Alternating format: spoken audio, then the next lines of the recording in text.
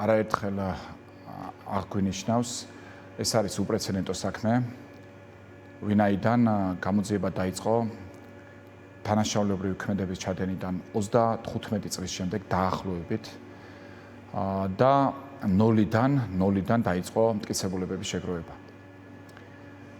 რაც შეეხება გამოძიებას, ნამდვილად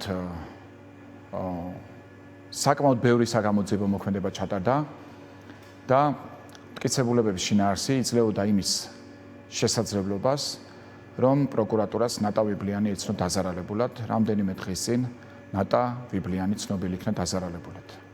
მუხლი, რომლითაც ნატა ვიბლიანი დაზარალებულად არის ცნობილი, ეს არის გაუპატიურების მუხლი. ხაზგასმით, მინდა მუხს გავუსვა ხაზი და გავამახვილო მუხზე ყურადღება. რაც შეეხება ზოგადად კონკრეტული პირის ან პირთა პასუხისგებაში მიცემას, საქმეზე გამოძიება გრძელდება და აღნიშნულს სჭირდება მტკიცებულებები. რა თქმა უნდა, ემოცია ვერ ჩაანაცვლებს მტკიცებულებებს და ემოციას რომ შეეძლოს მტკიცებულებების ჩანაცვლება, გადაწყვეტილებებს მოსამართლეები, პროკურორები და ადვოკატები არ მიიღებდნენ, მაშინ მიიღებდნენ ფსიქოლოგები. შესაბამისად, ჩვენ გვჭირდება, რომ მტკიცებულებები, რომელიც საქმეზე იარსებებს ობიექტური გამოძიების შედეგად, შეფასდეს ობიექტურად, ნეიტრალურად, მიუკერძოებლად და თავარი პრინციპი რა არის ჩემთვის, რომ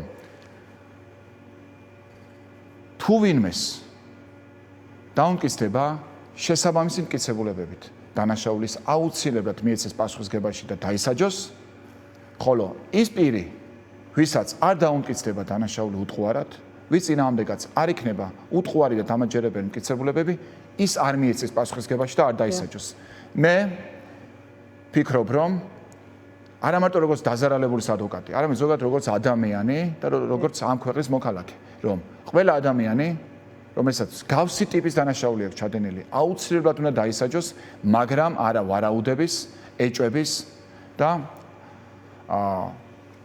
რაღაც ისეთი ინფორმაციების საფუძველზე, რომელიც არ არის გადამოწმული. წერილ გამოკითხულები არიან ეს პირი. რაც შეეხება გამოკითხული არის არაერთი ადამიანი არის ამ საქმეზე გამოკითხული, ძალიან ბევრი პირი არის ისეთი, ვინც მიაწოდა სხვადასხვა სახის ინფორმაცია და ჩვენ ვახდენთ აღნიშნული ინფორმაციის ანალიზს. მოგეხსენებათ, რომ უტყუარი მტკიცებულების მოპოვება, როდესაც გამოძიებას იწყება 35 წლის შემდეგ, მით უმეტეს რომ მაშინ კარგად ვიცით, არც კამერები არსებობდა, არც აუდიო ჩანაწერები არსებობდა, არც smartphone-ები არსებობდა და არც iPhone-ები არსებობდა. ამის შემდეგ რომ ნოლიდან იწყება, ეს არის ურთულესი. ამიტომ ვამბობ, რომ ამ ხრივ ნამდვილად უპრეცედენტოა ეს საქმე, თუმცა მე დარწმუნებული ვარ, რომ ჩვენ გარკვეულ შედეგს დავდებთ ამ საქმეზე, გარკვეულ კითხვებს აუცილებლად უპასუხებთ, უпростоრად ყველა მთავარ კითხვას აუცილებლად გავცემთ პასუხს, მე ამაში ვარ დარწმუნებული და რაც შეეხება მუხლებს, აქ დაისვა კითხვა დანაშაულის შეუტყობინებლობასთან დაკავშირებით. ასევე სხვა მძიმე დანაშაულების იდენტიფიცირება, სამშობიაროს ეპიზოდი და ასევე ცხენზე. მე მინდა მოგახსენოთ, რომ და კატეგორიულად მინდა გითხრათ ესეთი რაღაც. ცხენის ეპიზოდიც, ხო? კატეგორიულად მინდა გითხრათ ესეთი რაღაც. ჩვენ უნდა დავაკვირდეთ, ვის რა სახის დანაშაული დაუმტკიცდება უტყუარად. თუ კონკრეტული მუხლი არის ხანდაზმული, აი მაგალითად დანაშაულის შეუტყობინებლობა. დანაშაულის დაფარვა, ახლა არ დავაკონკრეტებ კიდევ სხვადასხვა მუხლებს. ხანდაზმული მუხლი თუ არის, ამ შემთხვევაში ბრალს ვერ წარუდგენ ადამიანს და მას ციხეში ვერ გაუშვებ. მაგრამ იმ მუხლით, რომელიც არ არის ხანდაზმული, რომელი მუხშიც და რომელი ბრალდების ნაწილშიც იქნება უტყუარი და დამაჯერებელი მტკიცებულებები, აქ აუცილებლად მოხდება ბრალდების წარდგენა. აუცილებლად მოხდება ბრალდების წარდგენა. ამ ხანდაზმულობის საკითხი მე რა თქმა უნდა გავლილი მაქვს და ამ საკითხთან დაკავშირებით ამ ნაწილში პრობლემა არ იქნება. ის რომ ყველას შეეხოს ხანდაზმულობა და არავინ არ დაისაჯოს, პირდაპირ გეტყვით, მეს არ წარმომიდგენია ამ სისხლის სამართლის საქმეზე, თუმცა მე ყველას უდანაშაულობის პრეზუმპციას ვიცავ, მე ხელს არავის ვადებ პირდაპირ, მე ვამბობ, როგორც დაზარალებულის ადვოკატი, გამოიძიეთ ჩატარდეს ობიექტური გამოძიება, ჩატარდეს ყოველმხრივი გამოძიება და ვისაც დაუმტკიცდება, ის აუცილებლად მიეცეს პასუხისგებაში და დაისაჯოს კანონის მთელი სიმკაცე. აქვე მინდა დავამატო. მტკიცებულებების მოპოვების სირთულე არის ერთ-ერთი მნიშვნელოვანი საკითხი, რომელზეც თქვენ ამ პერიოდის განმავლობაში საუბრობთ ამ საქმეზე ნატავი მინდა დავამატო ერთი რომ აქ ძალიან ბევრი არასწორი ინფორმაცია გავრცელდა წინა დღეებში.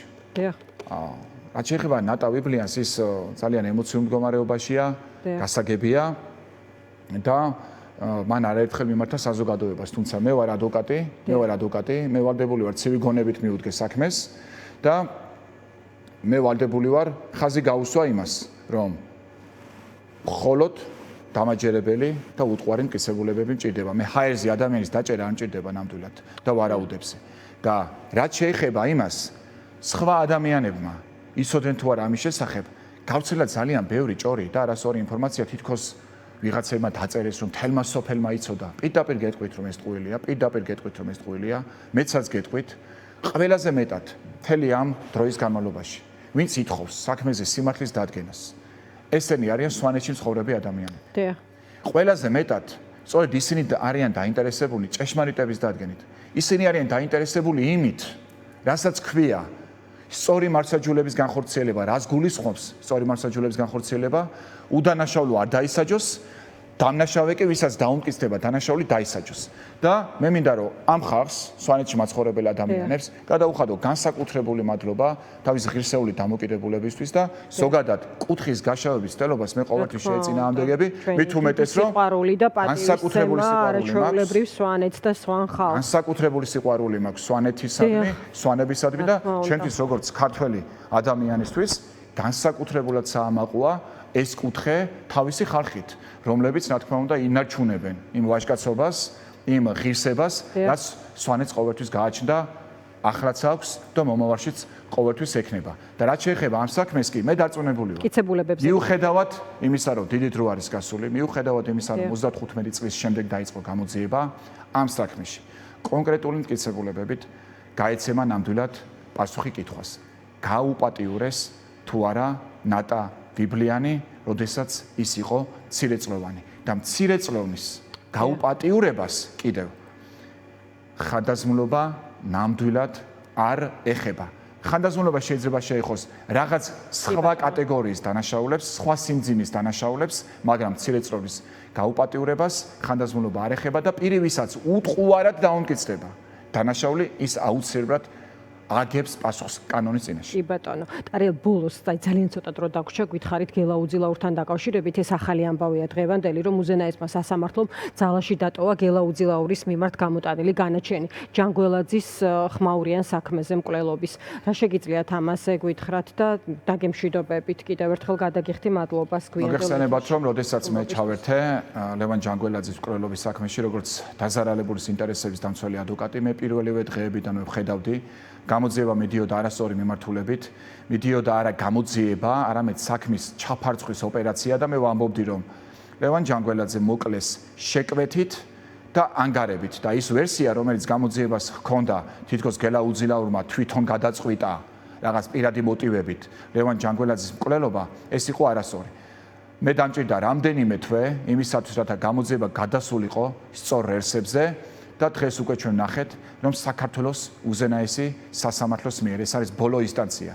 გამოტანილი განაჩენით დადასტურებულია, რომ გელაუძილაურმა ლევან ჯანგველაძე მოკლა, არა პირადი მოტივით, არამედ ანგარებით და შეკვეთით. მან აიღო ფული მის მკვლელობაში და მას შეუკვეთეს ლევან ჯანგველაძის მკვლელობა.